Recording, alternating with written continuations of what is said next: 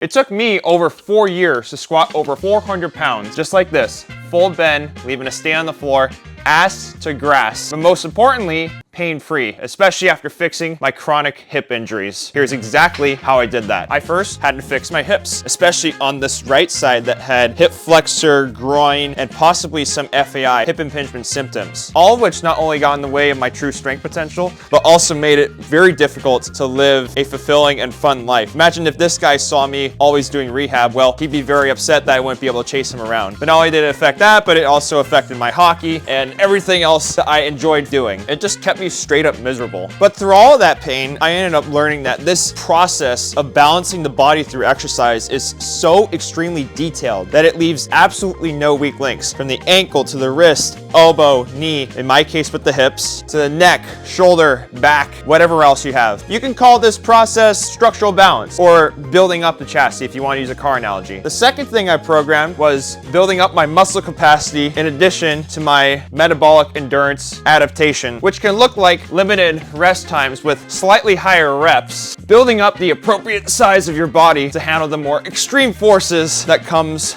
with increasing weight. In layman's terms, you can call this building up the engine. It is also very exhausting. The third thing I did was an actual numbers game, adapting my central nervous system to handle the increasing weight on the bar as I continue to get stronger, which also includes things like eccentric capacity and elastic bounce like in myotatic work. You can call this adding power to your engine. And the last step I took is something that I continue to do to this day, which is cycle through these 3 phases of programming for any situation I find myself in, whether that's an additional injury along the way, which I've had quite a few, or needed to recover my CNS, or to add more elasticity or strength, or the ability to slow down. If you follow these steps with your own specific programming for any goal that you have in life, whether that's for better athleticism, better functionality in life, or in my case, more bragging rights.